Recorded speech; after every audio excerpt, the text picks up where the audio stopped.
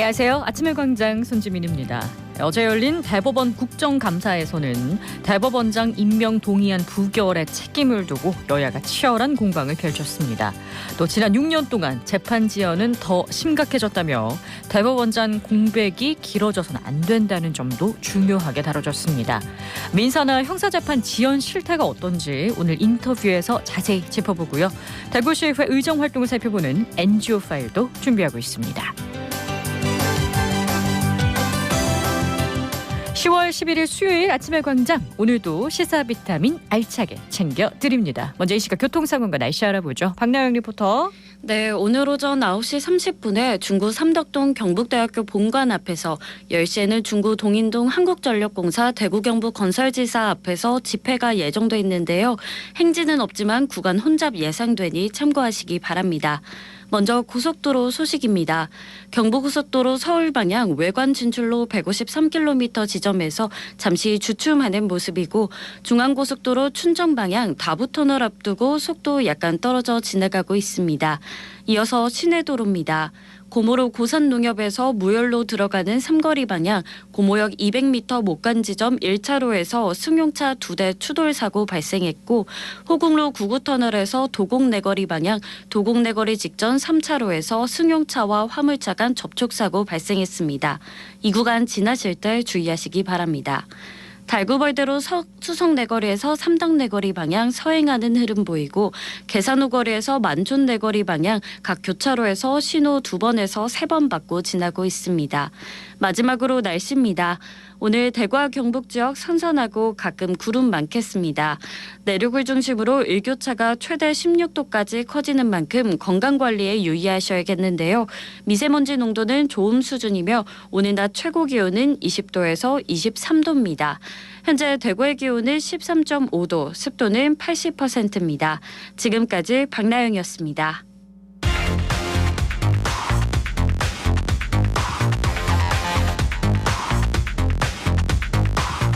빠르고 정확하게, 명쾌하고 날카롭게, 대구 경북의 오늘을 보는 KBS 대구 아침의 광장과 함께하고 계십니다. 대구 경북의 조간 브리핑으로 이어갑니다. 오늘 아침 뉴스 영남일보 민경석 기자와 함께합니다. 안녕하세요. 네, 안녕하십니까. 네, 첫 소식 볼까요? 네, 대구시와 경북 의성군이 대구 경북 신공항 화물터미널 배치를 두고 연일 갈등을 이어오고 있는데요. 오늘도 관련 소식을 전해드리게 됐습니다. 홍준표 대구시장이 이달 말까지 문제가 해결되지 않으면 컨틴전시 플랜, 즉 비상계획을 가동할 수밖에 없다고 선을 그었습니다. 홍 시장은 어제 오후 대구시청 동인청사 기자실을 찾아 이같이 말했는데요. 이 자리에서 또 다른 신공항 후보지였던 군위군 우보면을 언급해 눈길을 끌었습니다. 네, 군위 우보를 다시 언급을 하게 되면 파장이 클 것 같은데 어떤 상황이었나요? 네, 홍 시장은 공항 입지 조건 중 연간 안개 발생 일수가 중요하다는 점을 강조하며 군위 우보를 최적지라고 표현했습니다. 현재 공항 이전지로 확정된 군위 소보와 의성 비안 지역의 경우 연간 안개 일수가 56.8일인데 반해 우보는 단 5일에 불과하다는 겁니다. 위도가 높고 토공 비용이 좀 더 들긴 하지만 의성으로 가야 할 도로와 철도 등 사회 간접 자본 건설비를 줄일 수 있기에 국비는 최소한 2조 원 이상 아낄 수 있다는 주장도 펼쳤습니다. 네, 홍 시장이 이처럼 부지 변경이라는 강경책을 언급한 이유는요? 네, 홍 시장은 최근 의성 주민들이 상여를 메고 시위를 하자 격노한 것으로 알려졌는데요. 기자간담회에서도 이를 언급했습니다. 의성에서 터무니없이 상여를 메는 걸 보고 이건 판을 깨자는 것이라는 생각이 들었다며 비상계획 마련에 나서게 된 계기를 설명했고요. 최근 자주 부딪힌 김정호 구미시장을 겨냥해서는 세상 물정을 모르고 철이 없다고 맹비난했습니다. 또한 구미 국가산단 5단지 2단계 입주업종 동의권 행사 문제를 두고는 구미시장이 바뀌면 풀어줄 용의가 있다고 말했습니다. 이대로라면 갈등의 골은 더 깊어지지 않을까 걱정이 큽니다. 다음 소식 전해주시죠. 네, 대구시청 신청사 건립 문제가 새로운 국면을 맞게 됐습니다. 대구시가 오늘 신청사 이전 관련 심층 여론조사 결과를 발표하기로 했는데요. 홍 시장은 어제 여론조사 결과 시민 여론이 압도적이었다며 그래서 그 여론에 따라 한번 일을 해보겠다고 말했습니다. 대구시가 진행한 이번 여론조사는 전화 면접 방식으로 이뤄졌는데요. 응답률은 15.6%라고 합니다. 통상 ARS 전화 방식 여론조사 응답이 1-2% 정도인 걸 고려하면 상당히 높은 응답률인데요. 네. 자세한 결과는 오늘 오후 2시 대구시청에서 관련 기자 설명회를 열고 발표될 예정입니다. 네, 신청사 건립을 원하는 달서구 지역 주민들이 촉각을 곤두세우고 있을 텐데요. 네, 달서구 지역 주민들로 구성된 시청사 바로 세우기 추진위원회는 어제 오후 달서구청 충무관에서 긴급 회의를 열고 250만 대구 시민의 수기 민주주의로 이뤄낸 신청사 건립을 홍 시장의 뜻대로 뒤엎는 건 말이 안 되는 처사라고 반발했습니다. 추진위는 내년 4월 치러질 총선 전까지 자신들의 요구사항을 관철시키겠다는 입장도 밝혔습니다. 오늘부터 20일까지 관련 서명운동에도 나선다고 하고요. 산격청사 앞에서 대규모 집회도 예고했습니다. 네, 오늘 오후에 나올 자세한 결과 지켜보도록 하죠. 다음 소식은요. 네, 최근 4년간 대구 지역 법인 택시의 한 대당 월 평균 매출액이 전국 최하위권에 머무른 것으로 집계됐습니다.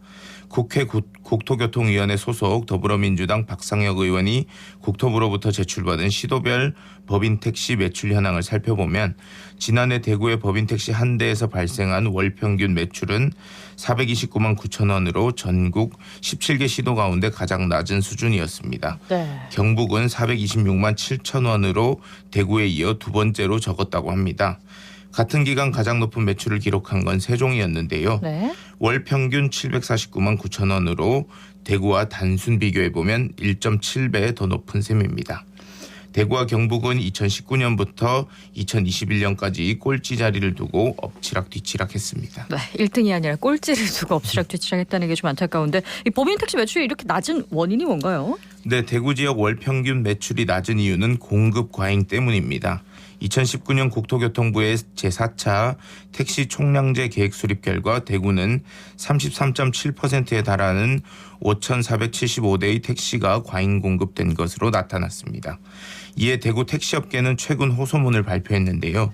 대구는 전국에서 과잉 공급이 가장 높아 수요에 상응하는 수준으로 공급을 조정해야 한다면서 중단했던 감차 사업을 다시 시행해달라고 촉구했습니다. 네, 오늘 아침 뉴스 영남일보 민경석 기자와 함께했습니다. 고맙습니다. 네, 감사합니다. 대구에서 사진가로 활동하고 있는 장용근입니다. 친구들이 사진관을 많이 갔거든요. 그래서 옆에서 보다가 저도 이제 사진학원을 같이 다니게 됐죠. 그래서 사진을 시작하게 됐습니다. 이제 지금은 사진을 따로 배우지 않더라도 누구나 촬영이 가능한 시대가 됐는데 제가 학원 다닐 때만 해도 이제 사진을 직접 가서 배워야 됐거든요. 필름 현상을 해본다든지 암실에서 프린트를 해본다든지 이런 것들은 기술적인 부분들이 꽤 많아가지고 지금하고는 저는 좀 환경이 달랐던 것 같습니다. 요즘 뭐 AI로 이제 사진 이미지를 만들기도 하고 또 그런 기술이 워낙 이쪽 분야에 많이 발달을 했지만 기본적으로는 어떤 작가가 사회를 바라보는 시선이나 이런 것들이 있으면 어떤 장비, 어떤 사진적인 방법을 사용하든 그건 문제가 별로 되지는 않을 것 같아요. 문제는 작가의식이 아닌가. 헝가리에서 전시를 한번 했었는데 코로나가 심해서 직접 가지도 못하고 그냥 이미지만 보내고 또 헝가리 쪽에서도 관객이 올 수 없으니까 VR로 만들어서 가상공간에서 전시를 했던 게 최근 전시 중에서는 가장 기억에 남는 것 같습니다. 계속 작업하는 게 가장 큰 목표죠. 어떤 작업을 해서 그게 뭐 외부에서 많이 알려지거나 그런 욕심보다 계속 카메라를 놓지 않고 계속 작업을 하는 게 제일 큰 목표입니다.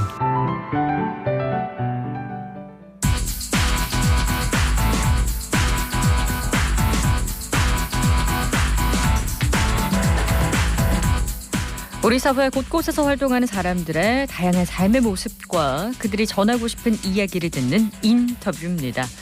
우리 헌법은 모든 국민이 신속한 재판을 받을 권리가 있다고 규정하지만 현실은 너무나 다른데요. 재판 지연이 심각한 수준이라는 목소리가 큽니다. 영남대학교 법학전문대학원 김수민 교수 연결해서 자세한 얘기 들어보죠. 교수님 안녕하세요. 네, 안녕하세요. 네, 반갑습니다. 네.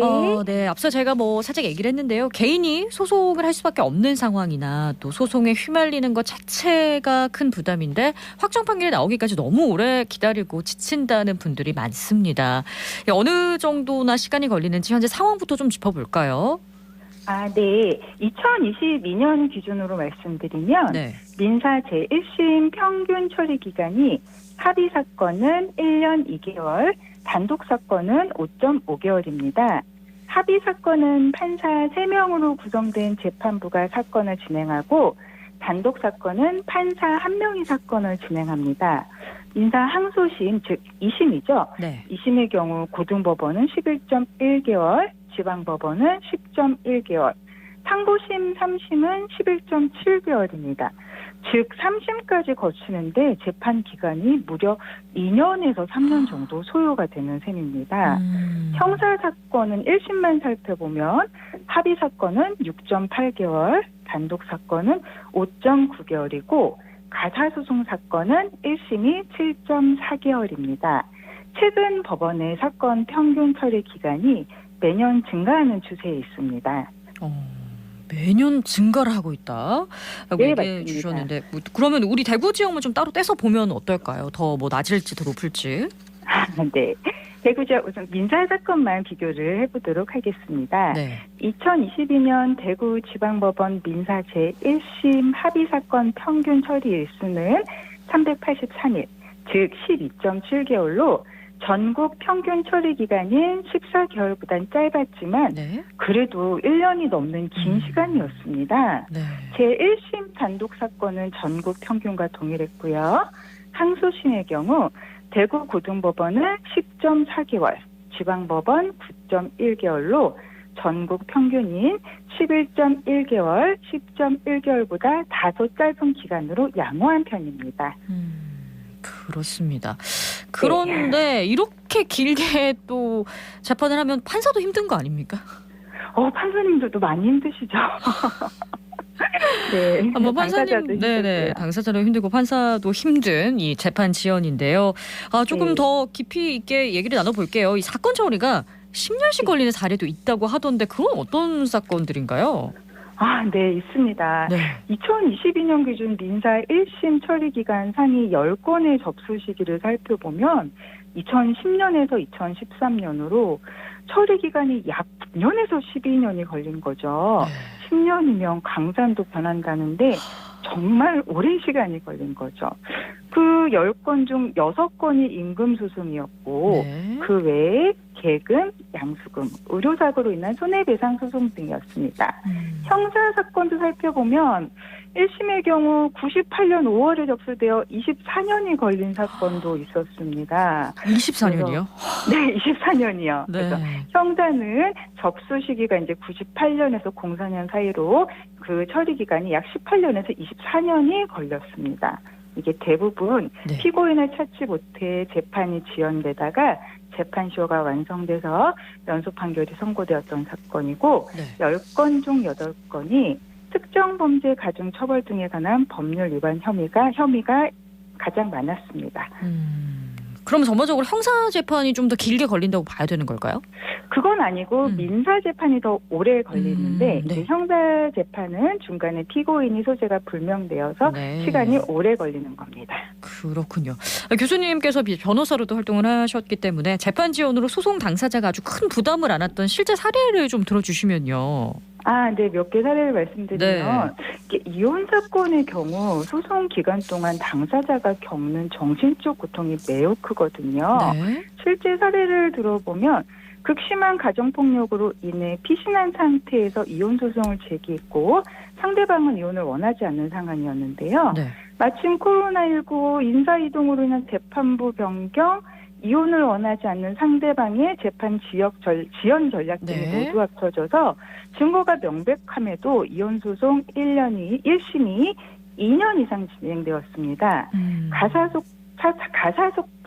사건 1심의 평균 처리 기간이 7.6개월인 거에 비하면 네. 상당히 오랜 시간이 걸린 거죠. 그 외에도 당사자가 사망하거나 신용 불량이 되고 사업체가 파산하는 등 경제적인 피해가 심해지는 경우도 빈번합니다. 또한 패소한 경우에는 지연 순회금이 과다하게 증가하는 문제점도 발생할 수 있고요. 아, 네. 그러면은 지연 전략, 그러니까 재판 지연 전략을 하는 게 소송 당사자에게는 아주 큰 이제 피해로 다가올 수가 있다는 거네요. 네, 상대방한테는 네. 재판이 빨리 끝나길 원하는 그 사람한테는 큰 피해로 다가올 가능성이 큰 거죠. 네. 근데 뭐 이렇게 일부러 지연을 시키는 사람들도 있지만 예, 네. 불가피하게 어쩔 수 없이 아까 뭐 코로나 얘기도 하셨는데 불가피하게 네. 이렇게 지연이 되는 경우도 참 많잖아요. 네. 그러면 이게 이제 시스템적으로 개선을 해야 되는 문제가요? 그러니까 법관 수가 적어서 그런 건지. 우선 법관의 업무 부담이 가중하다는 견해가 많습니다. 네. 최근에 사건 난이도가 점점 높아지고 있어서 법관들이 느끼는 업무 강도가 높은 편이고요. 네. 한국 법관 담당 기준수가 다른 주요 선진국에 비해 월등히 많은 편입니다. 또한 그 현재 법원에서도 워라밸 문화가 확산되고 있고 네. 고등법원 부장판사 승진제 폐지랑 근무 평정과 관계없는 보상 등으로 인해 판사들이 열심히 일을 할 유인이 사라진 점도 재판 지연의 원인으로 보고 있습니다. 그렇군요. 네. 아까 이제 법원 내부의 승진 제도가 변화가 되면서 영향을 좀 미쳤다라고 얘기를 해주셨는데 이 점은 그러면 네. 이제 교수님 생각은 어떠신지 궁금해요.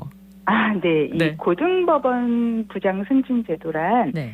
지방법원 부장판사가 재판 실적을 중심으로 평가받아 고등법원 부장으로 승진하는 제도였는데 네. 줄세우기 인사나 경쟁 과다의 문제점이 야기되어서 2020년도에 폐지됐습니다. 네.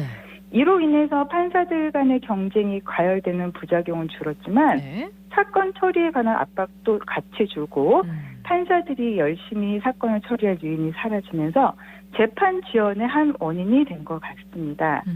이 제도 폐지 이후 고등법원과 지방법원 간의 인사이동이 힘들어졌고 네. 이로 인해 승진의 한계가 정해져 있다고 느낀 법관들이 인사고과에 신경을 쓰지 않게 되어서 네. 재판 지연에 새로운 부작용을 초래한 점은 있다고 생각합니다. 그렇군요. 그러면 이렇게 재판 지연을 방지할 장치라든가 뭐 소송 당사자들의 권리를 구제할 방안은 없는 건가요? 네. 헌법 27조 3항에서 네. 신속한 재판을 받을 권리를 가진다라고 규정을 하고 있고 네. 이를 위해 민사소송법에서 판결은 소가 제기된 날로부터 5개월 이내 선고한다라고 판결 선고 기간을 규정하고 있는데 네. 이 기간을 훈시 규정, 즉 권고 규정으로 해석해서 강제가 아니군요. 네, 현행 법률에 따르면 그 규정된 기간을 넘겨 선고를 하여도 법원이나 법관에게 불이익이 발생하지 않습니다. 따라서 재판 지연을 해결할 수 있는 가장 간명한 방법은 네. 이 판결 선고 기간을 강행 규정화하고 위반 시 제재를 규정하는 겁니다. 또한 그 외에도 네. 법관의 동기부여를 위해서 법원의 보상 체계를 도입하고 법원의 인적 자원이 효과적, 효율적으로 배치되고 있는지를 검토해서 법원 구조를 효율화하는 것도 좋은 방안이 될 수 있습니다. 네, 법원 구조를 효율화하면 참 좋겠지만 그건 하루아침에 네. 바뀌는 게 아니잖아요. 네, 그렇죠. 네, 이렇게 시스템을 바꾸기 위한 노력이나 재판 지연 해소에 있어서 가장 좀 현실적이고 빠른 대책은 어떤 게 있을까요? 제가 생각하는 가장 현실적인 대책은 네. 재판 지연에 대한 배상 청구를 할 수 있는 조항을 신설하는 것입니다. 독일의 경우 재판이 지연되어 불이익을 받은 국민이 상급 법원에 배상을 청구할 수 있는 재판 지연법이 2011년부터 시행 중인데요. 네. 재판 지연으로 인해 받을 수 있는 배상금은 약 1,200유로, 우리나라 돈으로 170만 원 정도입니다. 네. 이 독일의 재판 지연법은 신속한 재판권 보호를 위한 법 정책으로 의미가 있다는 평가를 받고 있습니다. 소송 절차 지연은 매우 심각한 문제로 지적되고 있고 네. 사회적, 경제적 약자에게 더 과중한 부담을 안김으로써 소송을 통한 권리 구제를 받을 균등한 기회를 보장받지 못하게 합니다. 네. 헌법이 보장하고 있는 국민의 신속하고 공정한 재판을 받을 권리를 실질적으로 보장할 수 있을 않고 실질적으로 보장할 수 있도록 네. 효과적인 방안들이 조속히 마련되었으면 좋겠습니다. 네, 국민들의 사법 서비스를 받아야 되는데 약자가 될 수밖에 없는 구조가 된 것 같습니다. 법률관은 선진국의 사례도 참고하고 우리나라가 조금 더 한 걸음 더 나아갈 수 있도록 우리 모두가 노력해야 되겠죠. 오늘 말씀 나누게 되어서 영광이었습니다. 고맙습니다. 네, 감사합니다. 네, 지금까지 영남대학교 법학전문대학원 김수민 교수와 이야기 나눴습니다.